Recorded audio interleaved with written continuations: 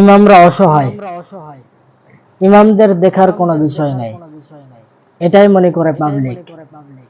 পাবলিকরা ইমামদের তুচ্ছ মনে করে, একেবারে তুচ্ছ মনে করে, সামান্য কিছু কিছু মনেই করে না। ইমামরা অসহায়, এটার বিরুদ্ধে আমি বলতেছি এই জন্যই, আজ ইমামদের দিকে তাকালে আমার দুঃখ হয়, কষ্ট হয়। কেননা তারা 5 ওয়াক্ত টাইম টু টাইম মুয়াজ্জিন সাহেব আযান দিচ্ছেন, 5 ওয়াক্ত টাইম টু টাইম ইমাম সাহেব নামাজ পড়াচ্ছেন। আজ তাদের বেতন দিচ্ছে 3000 4000 টাকা। 3-4 হাজার টাকা দিয়ে কি চলতেছে? তার ফ্যামিলি চলতেছে? কিছুই চলতেছে না, তার নিজেরই হচ্ছে না। মিয়া ফাজলামি, 3000 টাকা দিয়ে তার নিজেরই চলতেছে না, তার বাচ্চা তো টাটা করেছে। এই ব্যাপারটা বুঝতে হবে। আরে ভাই, 3-4 হাজার টাকা দিয়ে কি এমন জিনিস চলবে বলেন? আজ ইমামরা কথা বলতে লজ্জিত বোধ করে। কেন? আপনারা বলবেন আপনারা সংসার চলতেছে না, এই কথাটা বলবেন। তার নিজেরই হচ্ছে না, তার তো একটা ছেলে আছে, আহাল আছে, পরিবার আছে, তাদের তো একটু জিনিসপত্রের ব্যাপার আছে, সাংসারিক ব্যাপার আছে। ওই টাকা দিয়ে কি চলে? ওই টাকা দিয়ে কি চলতেছে বলেন? একবারও কি দেখছেন মসজিদের ক্যাশিয়ার সাহেব, মসজিদের সভাপতি সাহেব, মসজিদের সেক্রেটারি সাহেব, একবারও কি আপনারা দেখছেন? একবারও কি আপনারা রিসার্চ করছেন? একবারও কি গবেষণা করছেন যে আমাদের মসজিদের ইমাম সাহেব নামাজ পড়ায়, মুয়াজ্জিন সাহেব আযান দেয় নিয়মিত 5 ওয়াক্ত, খাদেম আছে, এদের বাড়িতে একটু দেখছেন যে আজকে তাদের সংসারিক কি অবস্থা আছে, তাদের কি অভাব অনটন হচ্ছে কিনা, এই ব্যাপারে দেখছেন? দেখেন নাই। তো ভাই শোনেন, এইভাবে দেখার বিষয় আছে, বুঝছেন? দেখতে হবে। আপনি যদি না দেখেন তাহলে সমস্যা আছে। ঠিক আছে? আপনি দেখবেন আজ অধিকাংশ ইমামেরই কষ্ট হচ্ছে। আমি এক মসজিদে গেছিলাম, ওই ইমাম সাহেবকে বলতেছি, হুজুর আপনার বেতন কত, এখানে হাদিয়া কত দিচ্ছে? বলতেছে আমার এখানে হাদিয়া দিচ্ছে 4000 টাকা। কয় বছর ছিলেন? তো বলতেছে এখানে আমি আছি 4 বছর। 4 বছরে একটা 1000 টাকা বা একটা 500 টাকা বাড়ায় নাই, বা একটা 100 টাকা বাড়ায় নাই।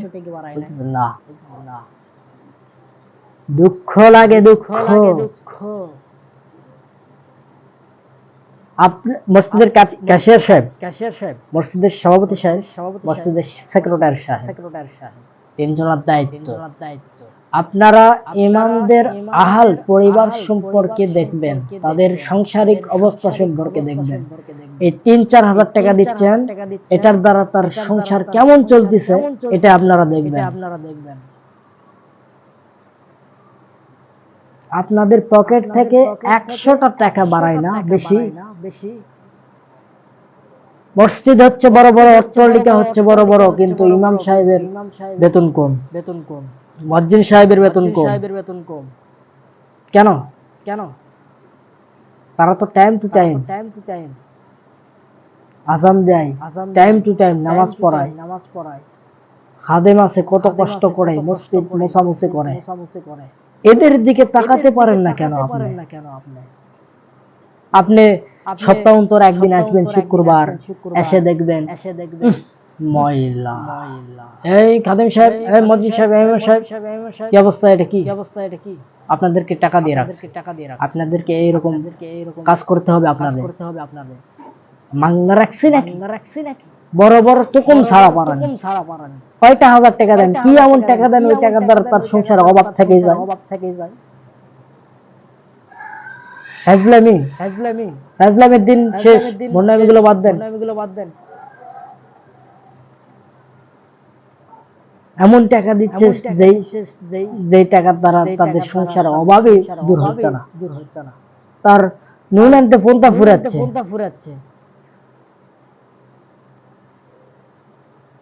তারা কিভাবে চলে? আপনারাও কি একবারও কি ভাবেন না?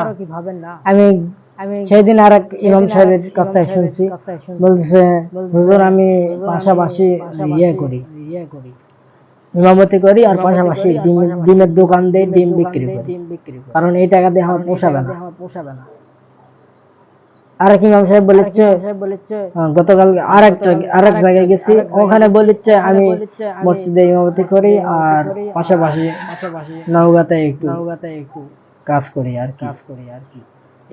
এই কাজ আর ওই কাজ মিলে আমার সংসার চলতেছে।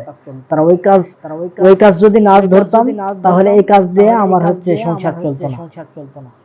দেখেন হুজুর আমরা কত অসহায় আছি, এটা নিয়ে একটু মিডিয়ায় আলোচনা করেন।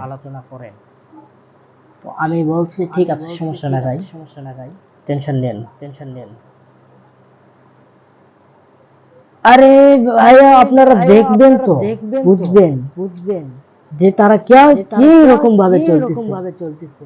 তারা তো অসহায়ের মতো কি তাদের হেই প্রতিবন্ধ মনে করে, কি মনে করে, কিছু মনেই করে না এরা। ক্যাশিয়ার সাহেব, সভাপতি সাহেব, সেক্রেটারি সাহেব, এরা কিছু মনেই করে না ইমামদেরকে। আর কিছু মুসল্লি আছে এসে দেখবে ময়লা, এই বেটা ময়লা তো তোরও তো ধারার দায়িত্ব ছিল, এটা তো তোরও তো দায়িত্ব, এটা ইমাম মসজিদের একাই, খাদেমের একাই।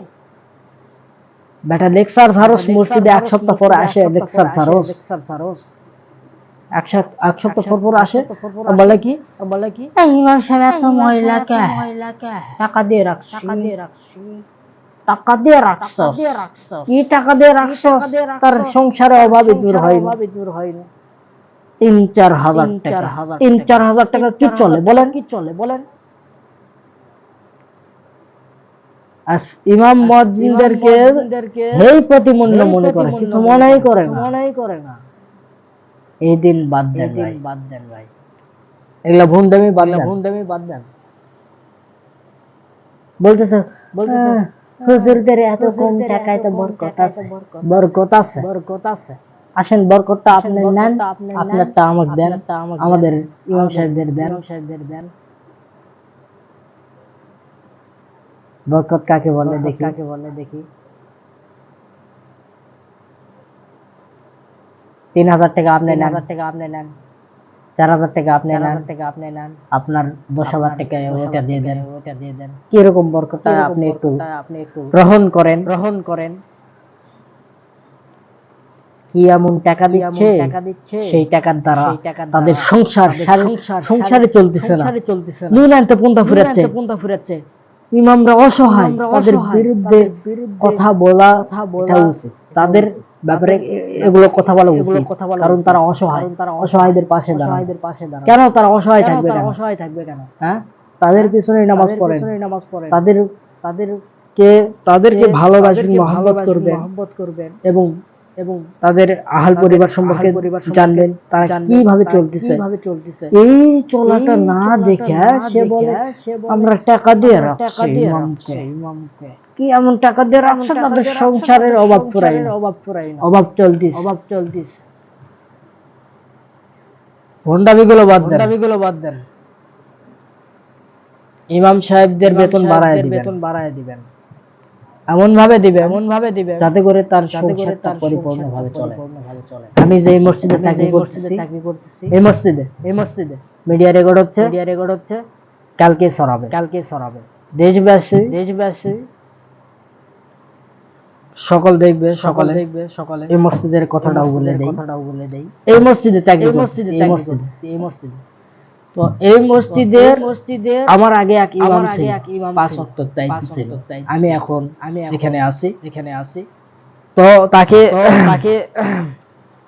তার সংসারিক মানে তার আহাল কেমন চলছে, পরিবার কেমন চলছে, সবকিছু এই মসজিদের সেক্রেটারি, ক্যাশিয়ার সাহেব, সভাপতি সকলে আমাকে বলেছেন। এই সম্পর্কে সব আমাকে খুলে বলেছেন যে হুজুর দেখেন আপনার আগে যে ইমাম ছিল তার পরিবার সম্পর্কে আমরা দেখছি যে তার পরিবার কেমন আছে। হ্যাঁ, অভাব থাকলে আমরা বলে দিছি হুজুর আপনার যদি চাল ডাল প্রয়োজন হয় আপনি নিয়ে যান, আপনার পরিবারের খরচপাতি লাগলে তাড়াতাড়ি নিয়ে যান। আমরা কখনো অভাব দেখাই এই মসজিদের সভাপতি বলছেন। আলহামদুলিল্লাহ, অনেক খুশি হলাম। এটা শুনে অনেক খুশি হলাম। তো এই মসজিদের যে 5 ওয়াক্ত ইমাম ছিল আমার আগে, তো তিনি আবার ভন্ডামি করছে 10,000 টাকা মেরে। তো এই মসজিদের আমার আগে ইমাম ছিল, ওই ইমামটা ভন্ডামি করছে 10,000 টাকা মেরে খাইছে মসজিদে। তো দেখেন আপনার অভাব অনটন সব দেখলো সভাপতি, সেক্রেটারি, ক্যাশিয়ার সাহেব, আপনি তারপর মেরে খাইছে। এটা কেমন দেখায়? আপনার পিছনে নামাজ পড়ছে তারা এখন বলতেছে তারা সে ভণ্ড। হুজুর কিছু আছে, বেশি না, তাদেরকে বলতেছি কিছু আছে, তারা এরকম কাণ্ড করবো। তো এই মসজিদের আমার আগে যে ইমামটা ছিল এই ইমামটা এরকম কাজটা করছে যা মোটেও ঠিক হয় না। আমি এখানে জয়েন্ট হওয়ার পরে শুক্রবারে আমি জয়েন্ট হয়েছি। শুক্রবারের দিনে এই মসজিদের আমার আগে যে ইমাম সাহেব ছিল তার বাসায় গান বাজনা বাজতেছে। তো দেখেন এই যে গান বাজনা উনি ইমাম সাহেব ছিলেন। আজকে সে ফেতনায় পড়ে গেছে। তো দেখেন আজ এই অবস্থা। তার দেখলো অভাব অনটন, সংসারে কি অবস্থা সব দেখলো, তারপরেও যেন তার অভাব যেন না হয় এটা আমাকে খুলে বলেছেন হুজুর। এইভাবে তাকে আমরা ভালোবাসা দিচ্ছি। সে এইরকম ভাবে প্রতারণা করছে আমাদের সাথে। তো ওই ইমামের সাথে দেখা হয়েছে। দেখা হওয়ার পরে ইমাম সাহেবকে বলছি যে ভাইয়া আপনি এরকম কাজ করছেন কেন? চুপ হয়ে আছে।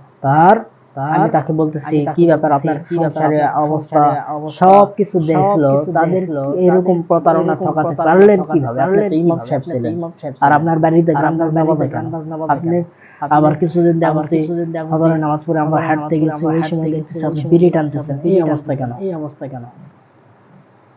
এই সকল খুলে বলছি। যখন এই কথা বলছি আপনি মুসলিম সাহেব ছিলেন, আপনি বিড়ি টানেন কেন? আপনি বক্স বাজাবেন কেন? আপনি নাচবেন কেন? আপনার তো সংসারে অভাব সংসার হতে দেয় নাই সভাপতি সাহেব, সেক্রেটারি সাহেব, আপনি কেন এরকম করলেন? তখন সে চুপ হয়ে আছে। এরপর তার চোখ দিয়ে ঝরঝর করে পানি পড়ে গেল। কেন? এখানে একটাই বিষয়, প্রতারণা করছে। এখন যা দেখেন তার সংসারে অভাব হচ্ছে, প্রচুর অভাব।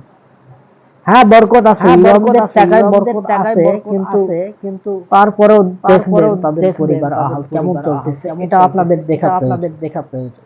আপনারা যারা সভাপতি সাহেব, ক্যাশিয়ার সাহেব, সেক্রেটারি সাহেব সকলের দেখা প্রয়োজন। তাদের পরিবার আহাল কেমন চলতেছে, কিভাবে চলতেছে, তাদের সাংসারিক অবস্থা কেমন, এটা দেখবেন আপনারা। আর তাদের এমন ভাবে টাকা দিবে যাতে করে তার সংসার পরিপূর্ণভাবে চলে। আপনাদের এটা দায়িত্ব।